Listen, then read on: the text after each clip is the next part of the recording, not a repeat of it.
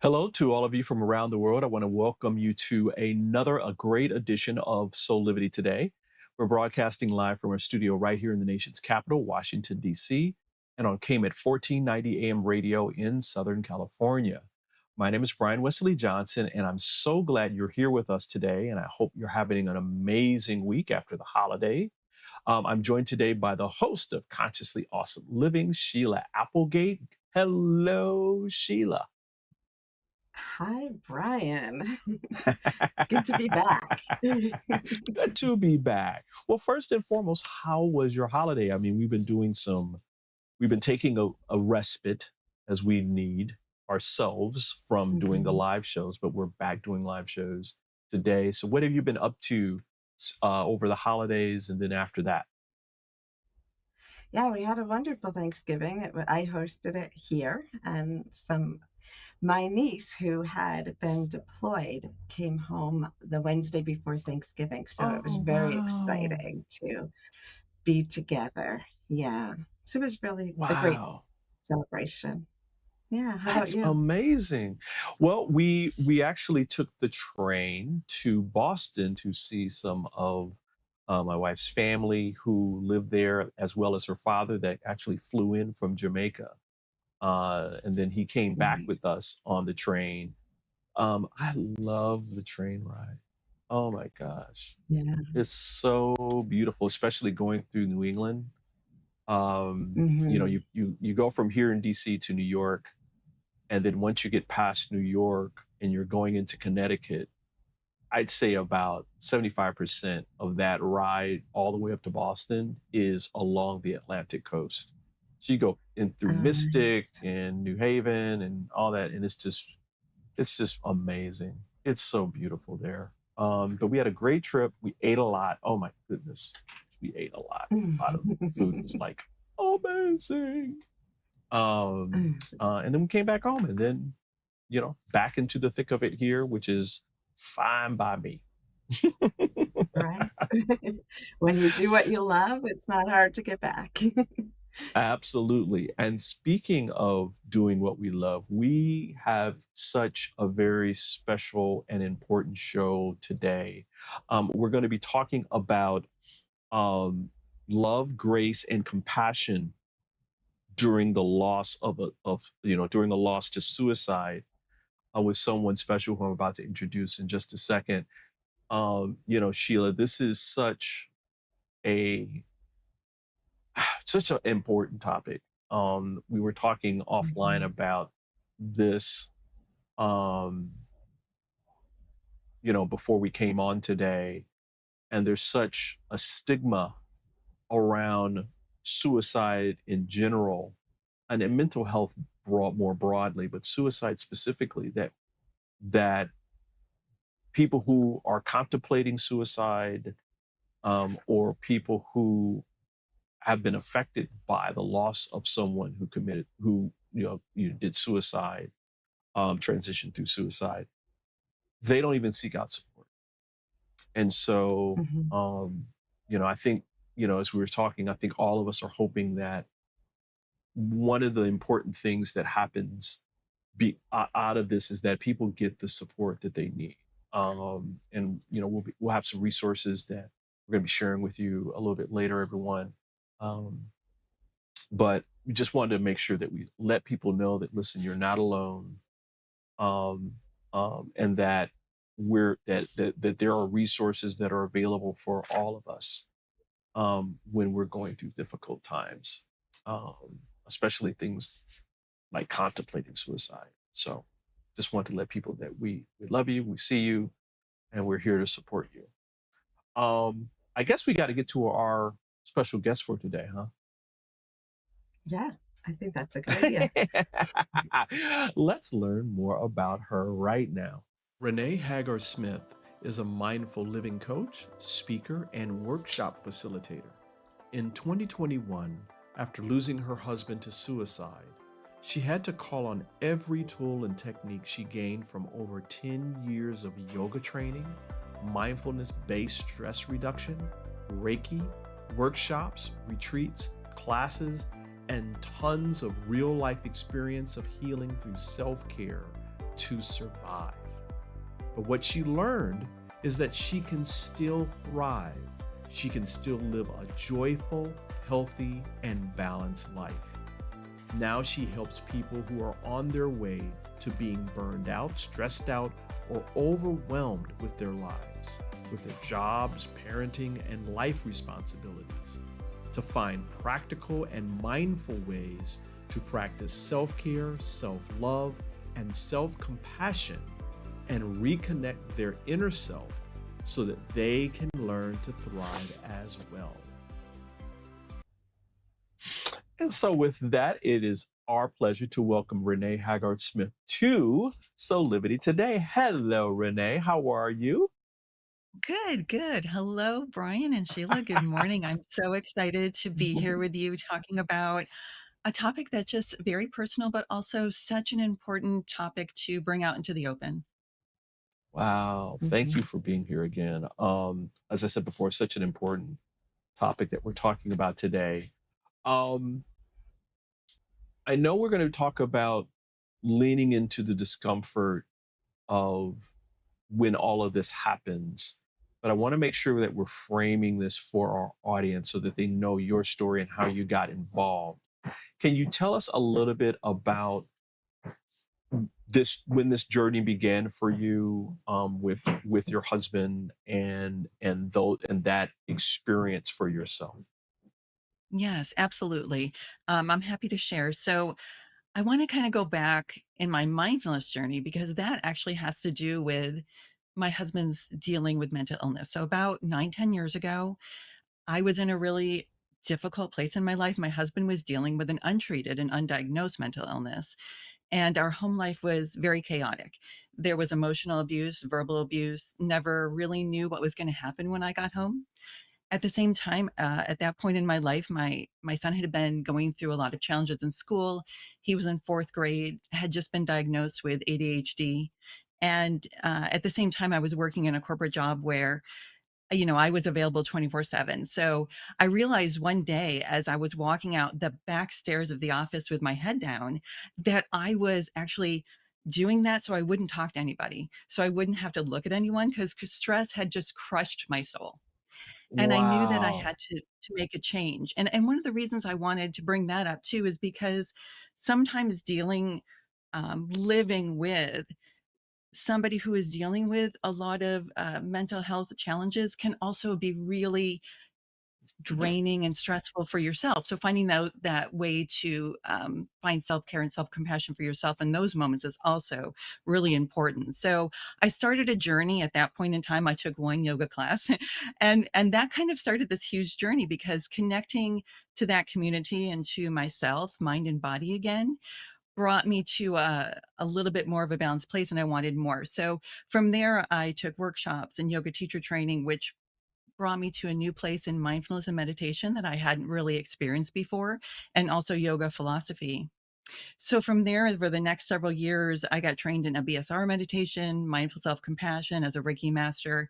And I did find that incorporating these practices into my life helped me be more present for my son and help me be able to get to a place where I had hopes and goals and dreams and connect to the essence of myself again. And then Wow. in early August 2021, I woke up one morning to discover that my husband had taken his life during the night. And of course, in that time period, I needed to get mental health help and counseling for my son and myself. And I understood the importance of that. But as the months went on, I realized that I had let go of a lot of these practices during the extreme trauma in the beginning that had brought me back to a balanced and joyful state. So I started incorporating them back into my life, and it made a huge difference in bringing hope to my son and being able to learn that there was still a future for us. And so I took a leap of faith and left my corporate job and started my coaching business so I could bring these practices to other people and bring them to a better place in whatever they were dealing with in their life. Mm, mm. What an amazing story. Wow. Sheila, I'll go to you for a question. Well, it is an incredible story, Renee, and I honor you for the journey that you took. You were fortunate to have already started your healing path and to have a community that you could turn to when your husband committed suicide.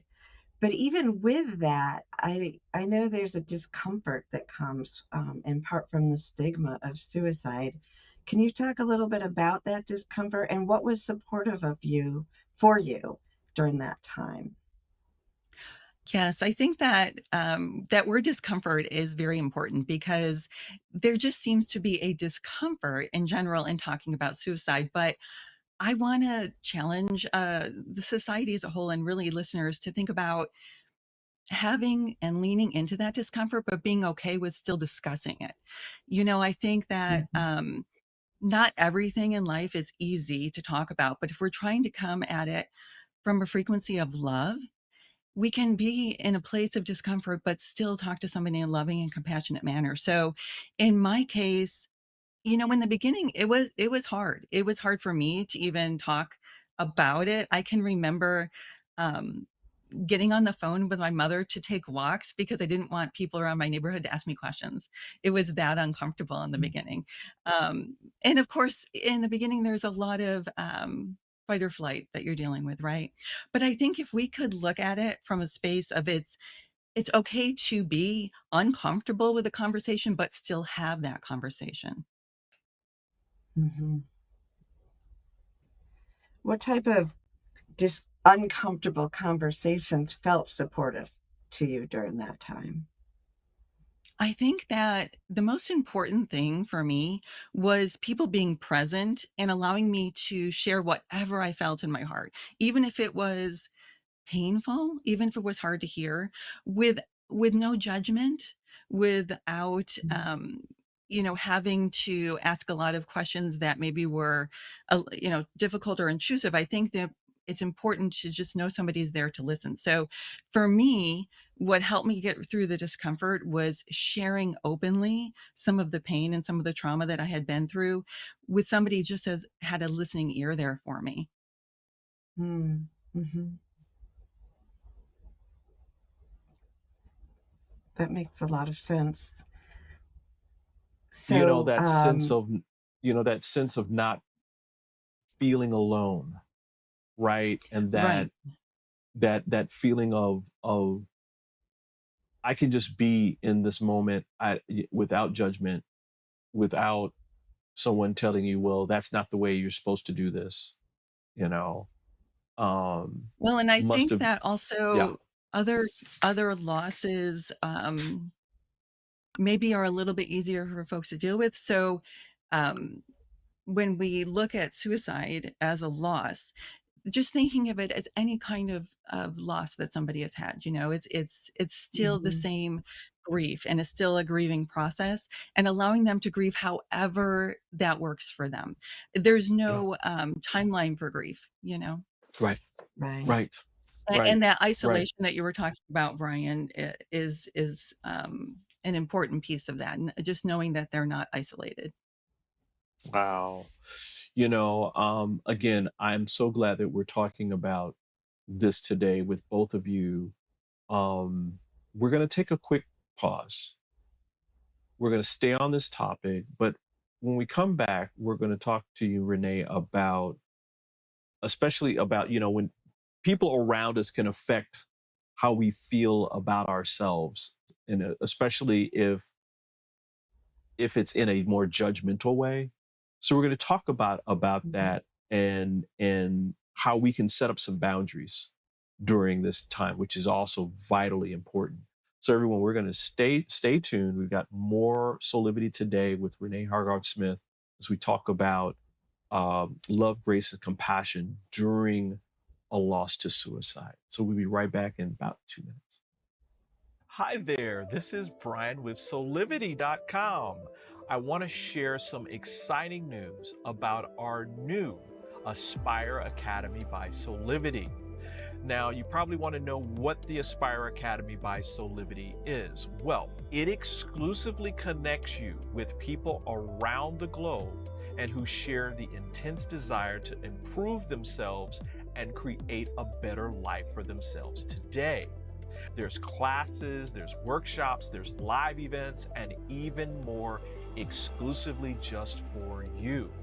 You see, I wanted you to have a safe space where you could grow, you can learn, and it would empower you in all aspects of your life, including your mind, your body, and your soul. So, how do you get started? Well, it is so easy. First of all, the best part, joining Aspire Academy is absolutely free. Just click on the Join Now button, sign up, and begin your journey. As a special part of this invitation to you, there are some free courses that are available for you to try from our amazing roster of coaches and collaborators.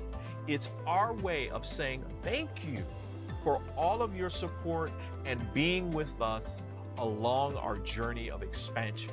I hope you enjoyed the Aspire Academy by Soulivity today. Start the process. Learn more about your passion, your purpose, and how to live a higher quality life.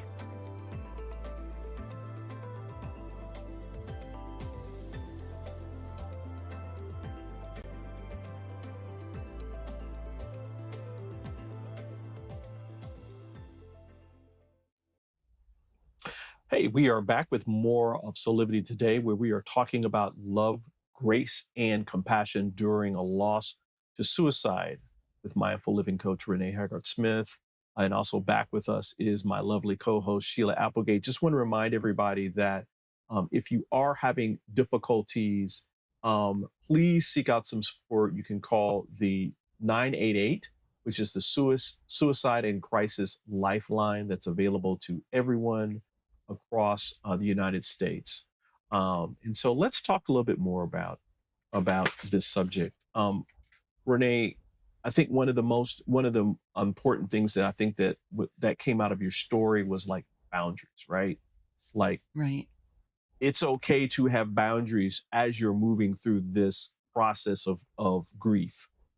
Can you talk a little bit about um you know how you learn to do that, and then some processes around that you can give our audience around this?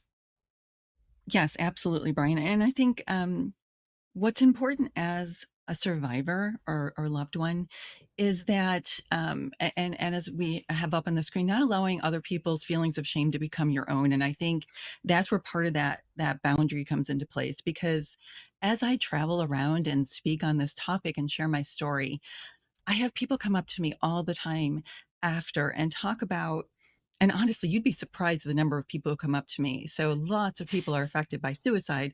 I mean, I think everybody in some way has been touched, but there are people, a lot of folks who share their stories that their mother-in-law, their brother, somebody felt so much shame over the loss of, maybe their son or their husband or their wife, that they didn't feel free to share their story because they didn't Wow. want to. Right. So they weren't able to process in their own way. So I think that it's important to make sure we're sharing our truth in whatever way is important to us as a survivor. And there's a meme that goes around social media sometimes about how what someone does with the love that you give them, you can't control. And I challenge us to think of it as turning it to truth. What somebody does with the truth that you Mm, want to share, you can't mm, control that mm. either. And Right. maybe that'll give someone else a chance to process their feelings around suicide. But if it is your truth to share, then I think you need to be free to do that and not let somebody else's feelings of shame stop you from being able to process and share in your own way. And actually, in that process, help others feel free to share. Wow, I love that. Sheila? Yeah, as you're talking, Renee, I'm thinking about, for me, as a spiritual seer, I've worked with a lot of people who lost a loved one to suicide, and many of them come in with the fear that they're in hell or that they're being punished, and want to know if they're okay with that, because there's so much dogma in so many different religions and in societies fear of death, right? Right. How did that impact your conversations with others? Or even if you didn't believe that, were some of those voices still in your head as you navigated Mm, this? Yeah, so that's a mm, really interesting question. Um, in the beginning, I mean, I don't think I ever thought that, my husband would, be in hell or something to that effect. I do know that I grew up with those thoughts. I grew up Catholic, and there was a lot of that feeling that suicide, is a sin. But as I saw my husband suffer with his mental illness, I knew that, I mean, if God is compassionate and loving, if spirit is just love and pure love, there is no way that would be a thing. But I do remember having thoughts, spiritual thoughts around, um, would my husband be in a spiritual dimension? Would he be kind of between the earth life and a spiritual dimension? Because it was such a sudden death and such a tragic death. Um, so that those thoughts kind of came to me. I do think that there is that prevailing feeling of dogma.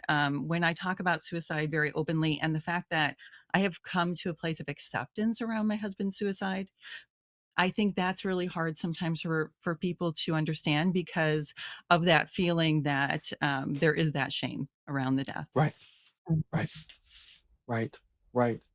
And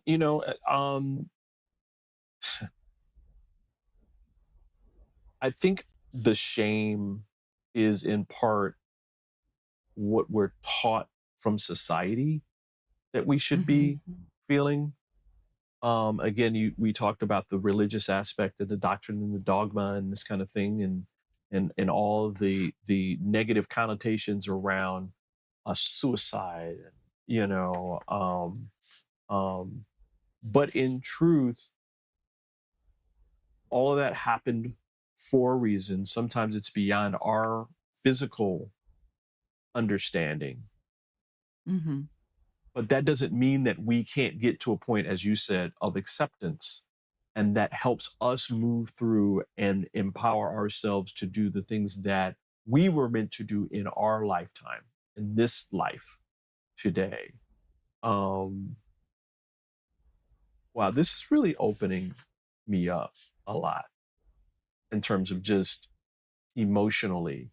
Um, our family had a dear friend that also was lost to suicide, and it was completely sudden. No one really knew, as it sometimes happens. And this has Mm. happened when I was a young boy, and I didn't know how I should feel about Mm. it. Mhm. Yes, you yes. know, you know what I mean? Like, Especially especially when you're so children. young to try to process. Yeah, and it's like, um, I know I feel sad for my friends who were the children of of this man. I'm sorry for his wife and that kind of thing. And at the same time, it's like it's suicide, and that's part of me was like that's bad, and and that kind of thing. And over the years, with help from people like yourself, it's kind of like I started to move into a different process around it, and that I'm just grieving. I was just grieving at that time, trying to make sense out of what was nonsense, right? It just Right, did not make sense to me, and that was okay. At the end of the day, right, that was okay, right, and right? I think that being in that space where however we feel is okay, and maybe as a survivor, we are feeling a lot of shame on our own, maybe it's just not taking on other people's shame, but having compassion on yourself for however you're Ooh, feeling, I think is really important. I mean, self-compassion, offering kindness, offering comfort to yourself, especially if you're feeling like you're not necessarily getting a lot of comfort from other folks, but being able to reach out if needed, finding a group of people, I think is so important as a survivor. right, right, Mhm. right. Which is in part what we're going to be talking about next, which is about creating these safe spaces and for ourselves, but for other people as well. right? Because this is about us being present. And so, everyone, we're going to take another quick break. We got more with Renee and Sheila talking about this important topic today. So, we'll be right back in about a couple of minutes. Do you see me kneeling on this dual roller called Facilitator? It's actually comfortable because of this channel and the softness of the special foam. It feels like my kneecaps are being massaged. When I lie down, my spine is housed in this channel, while the convex rollers massage my muscles. They let go and lengthen. There's a traction effect from my head on the headrest and my mid-back from the rib wrap, which hugs me. When I start the breathing sequence, I feel calm because my cortisol levels are dropping. Lower cortisol means bye-bye constant hunger. Facilitator is 40 inches long and much more comfortable than old-style rollers, but it weighs only 10 ounces. Facilitator, just like Pilates was, is no longer an insider secret. Do yourself a favor. Reset your parasympathetic nervous system. Defeat stress. Lying, sitting, kneeling, or standing. This unique patented roller helps everyone.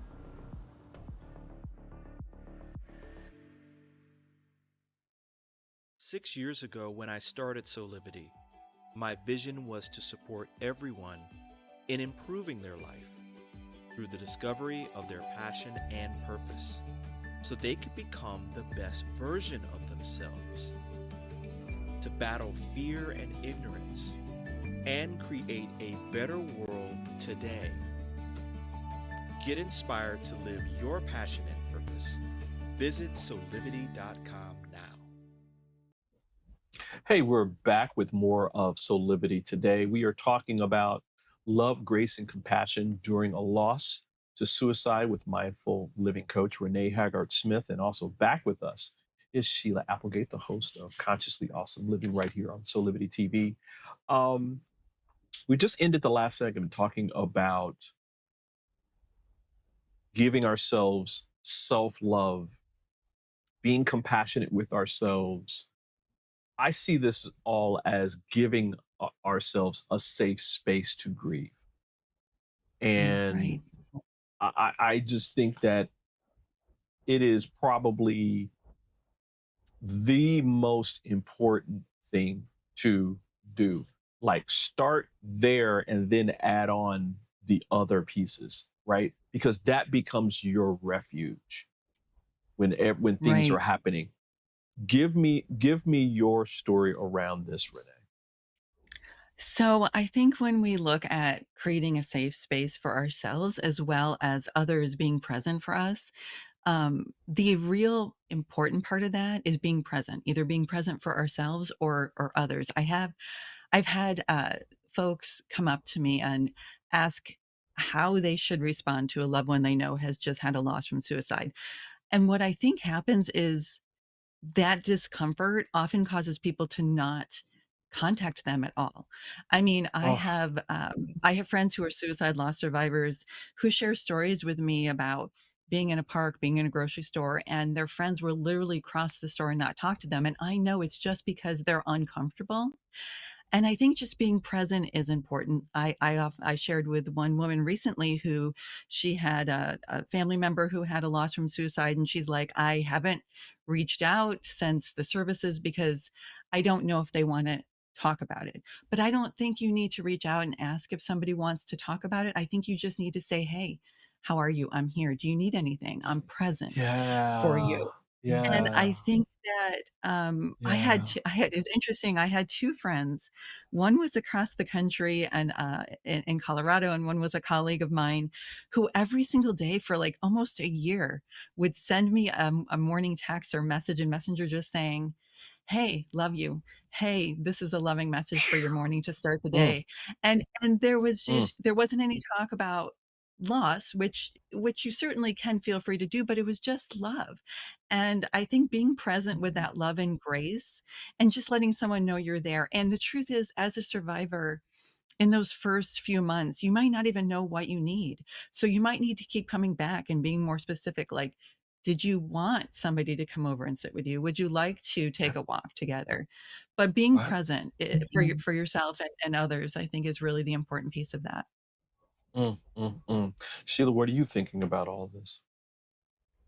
Yeah, I love what you just said, Renee, and I feel like that's so important. And that's important with any type of grief, traumatic grief or any Right. loss, but especially in the suicide. And I feel like it's really important to us as individuals, whether we've experienced this or not, to look at our own beliefs about suicide, what has been taught to us, what we are trying to, what beliefs are in our mind that we may not even have taken time to explore, because we need to upgrade Mm, those. And I think along with that dogma that someone is going to go to hell or not, Oh, get punished yeah, somehow, right, there is the shame of I could have done something to stop this, right. and Mm, to really let yourself remember that this is an emotional disease, which is just, can or right, cannot be cured in the same way that a physical disease could be right, cured. And I do have right. a little dash in between the S and the E's there. So, we're uneasy with it because I'm not going to diagnose someone's emotional disease, but to realize that for some mental illnesses or um, diagnoses that are not physical, and sometimes it is an undiagnosed physical ailment that leads to this. right, So Right. Right. we just need to take that away and let that shame idea move out of even the guilt of I could have done something more. So I guess with that, Renee, what was your experience around? Did that guilt rise up in you, or did you feel it projected on you by others? So I really loved what you said, Sheila, about just having people explore and upgrade their beliefs, because even if they haven't dealt with a loss or have a loved one who's dealt with a loss, having us as a society explore those beliefs, I think, are really important. Mm-hmm. And specifically to your question around guilt, absolutely, in the early days, it struck me very hard. It struck me very hard. mm, I examined everything I did, said, all the texts I sent, all the conversations we had. I think this is probably something every single survivor goes through. I think it'd be very rare for somebody not to feel that way. And the truth is that the couple weeks leading up to my husband's passing, he actually seemed like he was in such a better space. And I've heard that this is actually very common. He was doing all the things yes, that he knew he needed to do to yep, be in a better space, working out, eating well, doing all these things. And I think that was kind of this effort because these thoughts were arising. Um, so yes, I examined all those things. I definitely dealt with the guilt, and I actually I think, Sheila, you might know this story. It crushed me a lot of nights. I would have that pain in my heart until one night I kind of heard this whisper in my ear, your soul has its own journey. And I just remember after that thinking, I still have a life. I still have this Mm-hmm. purpose and path I need to live and to serve my son. So I needed to move forward and let some of that go. That's wow, incredible. I guess just wow, realizing my Yeah. husband's pain was his pain and not mine. right, Mm-hmm. right, Mm-hmm. right. Which goes back before with if you're a loved one trying to support someone else in their journey of grief during this time, when you're getting the urges to force people to do something, that's not about them. It's about Right. you. Right. It's about you. Mm-hmm. You're not comfortable. You're trying to get back to a sense of normality. And so maybe unbeknownst to you, you're actually also grieving and need to go through Right. your space. Um, Speaking of space, we're going to take a break, but in the next segment with Renee and Sheila, another important aspect of this, um, in the Black community, we would call it the grapevine, right? Where people know about people know some details and they're trying to get more details, and it becomes intrusive, right? That's not supportive, people. So we're going to talk about that part when we come back right here on Soulivity Today.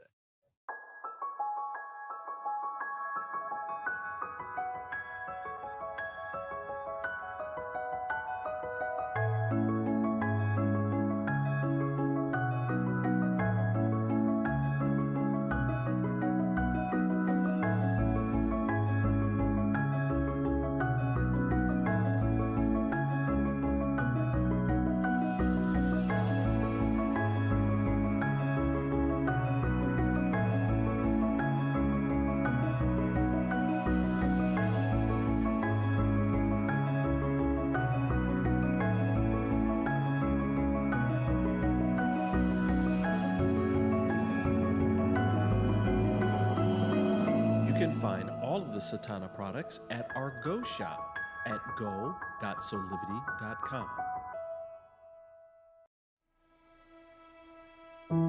Have you ever asked the question,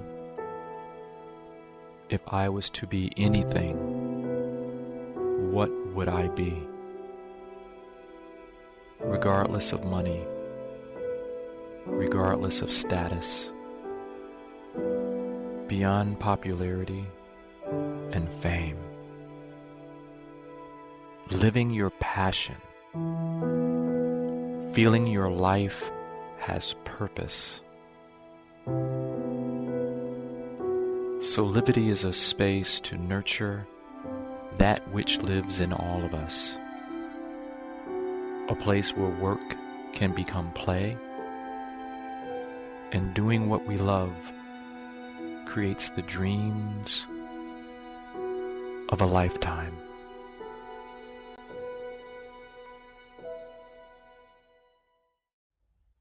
Hey, we're back with more of Soulivity Today. We are talking about love, grace, and compassion during a loss to suicide. Want to remind people that if you or someone you know needs support because of suicide, please reach out to the 988 Suicide and Crisis Lifeline. That's 988. You just dial it directly on your phone. It's absolutely free and is available 24 hours a day, 7 days a week. Ladies, we were kind of jokingly talking about, the grapevine. People hear about what happened in terms of a suicide of a loved one. And then in the midst of dealing with all this grief, people are asking you to explain all these different details. Did that happen to you, Renee? That absolutely happened to me, and I guess, what was hard Yeah. was a lot of times it was people I actually hardly knew, Oh, who would wow. approach me in Wow. public situations and ask me the details of his death, um, and I know I actually so on the American, Foundation for Suicide Prevention, they talk about this as well, and I think one of their taglines is "Talk away the dark." And I think part of that is um, just allowing that survivor to only share what's important to them, what they feel comfortable Right. with. I saw this quote yesterday that said, "We can't stop the waves of grief, but we can learn to ride them in a way that does not create more suffering." So think about what you're saying and if it might create more suffering for the person you're Mm, talking with. I think that's a great way mm, to approach wow. it because a survivor may want to share details, especially with somebody they're very close with, and then just being open and receptive to hearing them, even if that's challenging, is the other side of that. That can also be a challenge, but just letting someone share what they feel comfortable sharing, as with any other loss, I think. Mm, mm, mm. Yeah, yeah. So no grapevine, folks. Don't get the grapevine started with with these folks. Sheila, we laugh at this, but you know, Renee has just told the story, right?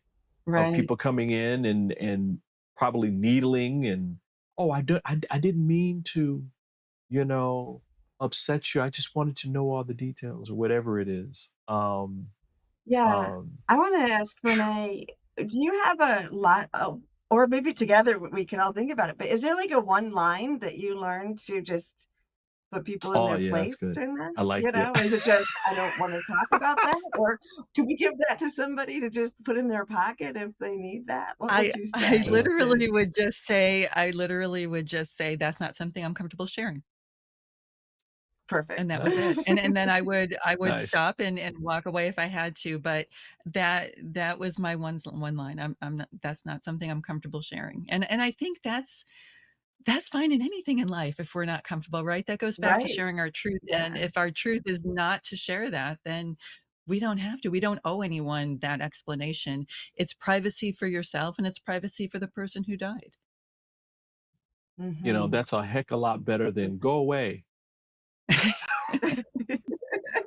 Well, and I think that people Get I out of don't here. know that someone's trying to hurt you with it. I honestly think that it's just that curiosity of it, but Yeah. it can be hurtful to share the details. So, yeah.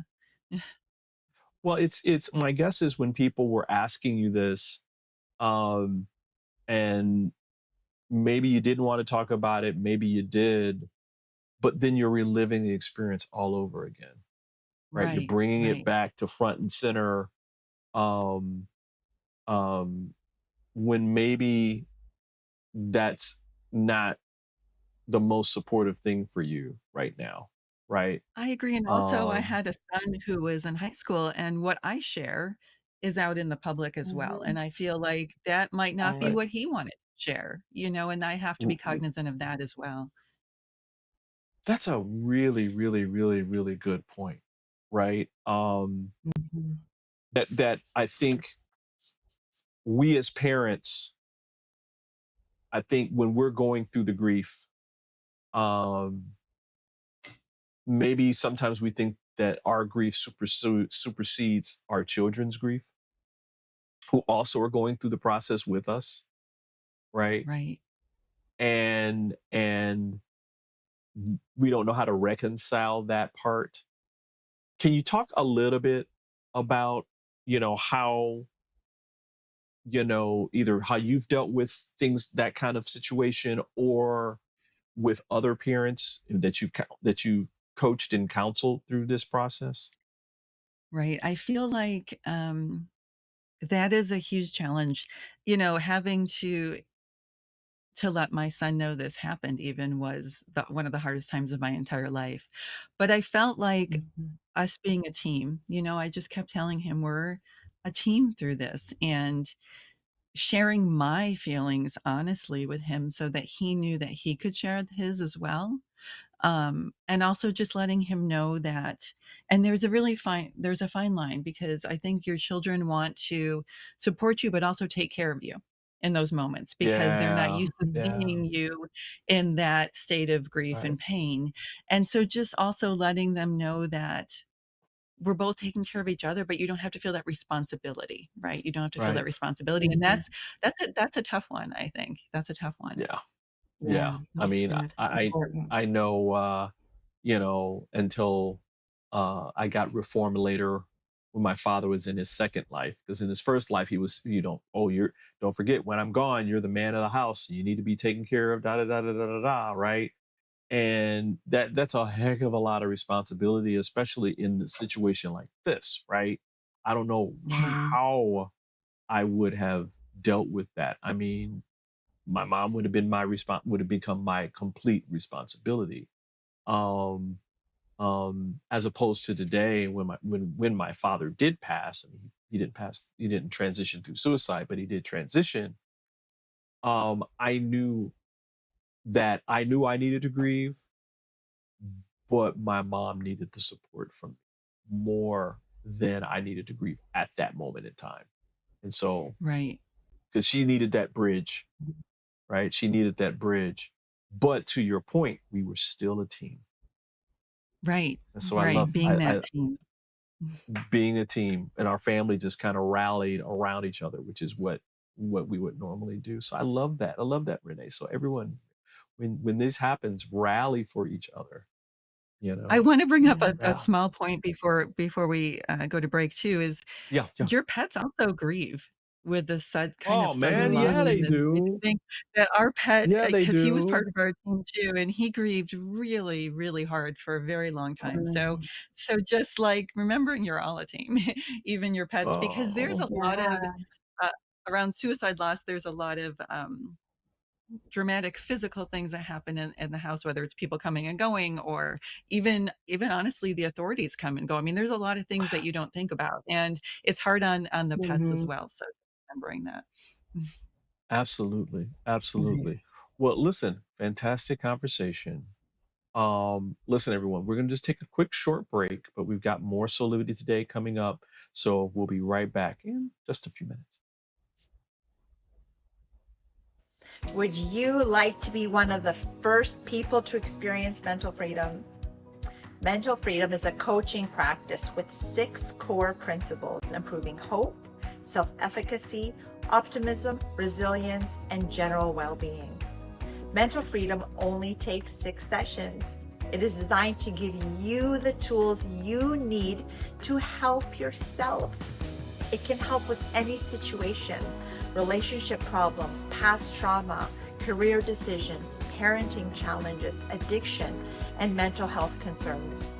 Incorporating the mental freedom framework into your life will deliver an approach to master any situation and a pathway toward achieving inner peace. Mental freedom provides the information and tools that you need to grow and be bigger than anything that ever happens to you. So if you're looking for one-on-one or a group coaching program that will allow you to address any situation that comes up in your life with practical tools to give you more peace and joy, then join the Mental Freedom Program in Soulivity's Aspire Academy. There are very limited spots available, so don't delay. I hope to see you there.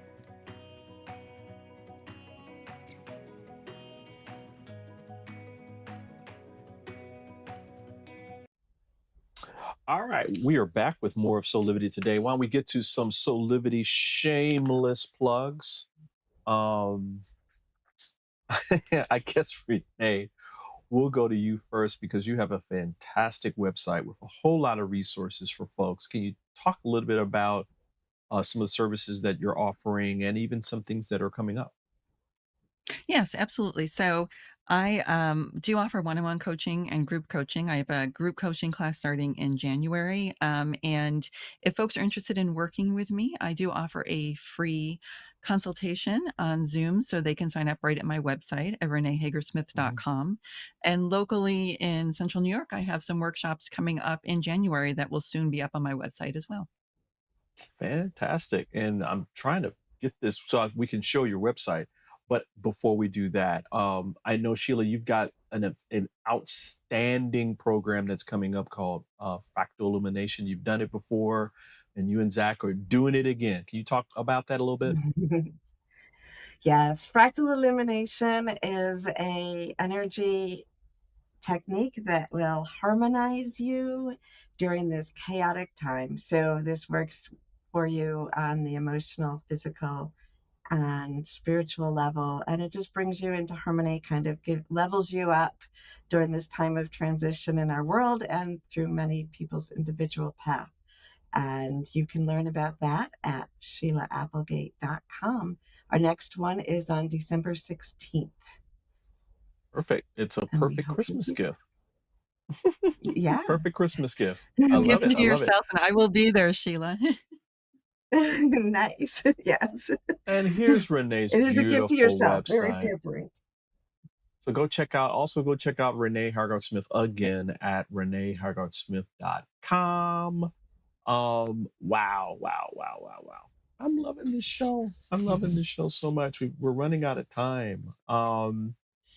Renee, thank you so much for being here with us Thank you today. so Thank much, you. Brian and Sheila, W- w- for allowing me to share my story and for talking and bringing into the light such an important topic. Would you come back and join us again? Absolutely. I would All love right. to. That was more of a declarative statement to you than a question, but you know, I'm doing that Anytime, often, right, absolutely Sheila? anytime. I'm doing that often, right, Sheila? I'm like, nah, you're coming You back. are. What are you talking about? Just You're pull them. taking Yeah, authority come here. here. Come here. Oh man, listen, everyone, we're almost out of time, but I just want to remind all of you that listen, we're on social media. So go check us out on social media. You can, see all the important things that we're doing, including events and new shows that are coming out and even our live streams. Specifically, go subscribe to our YouTube channel where you can actually watch, review all of our Soulivity shows, including this one and a whole lot more. Also, go check out our website at soulivity.com, where you can learn more about yourself and different things that are like DIY, around personal and professional growth, including something that's really, really special that's happening right now, where this week, woohoo, we actually launched our new initiative called Bridging the Gap, Health Equity for All, with an Soulivity exclusive interview with Dr. Lynn D. Richardson, who's the founding co-director of the Institute for Health Equity Research at Mount Sinai Hospital. It was a fantastic experience, but you can only see it at soulivity.com. So go check it out now. Listen, again, we're running out of time. Once again, I want to thank our guest, RENEE HAGER-SMITH, mindful living coach, and Sheila Applegate, my fantastic co-host. Thank you for being here. And thanks to all of you for joining us for this edition of Soulivity Today. This is the way we do it every Monday through Friday at 8 a.m. Eastern for our live broadcast, or you can watch or listen to us at KMET 1490 AM radio in Southern California. For all of you guys out on the West Coast, that airs at 8 a.m. Pacific time. So until next time, keep using passion and purpose to create a better life, your higher quality life today. And until next time, stay motivated, stay inspired, and stay empowered, and keep having conversations just like this on Soulivity Today. We'll see you next time. Bye for now.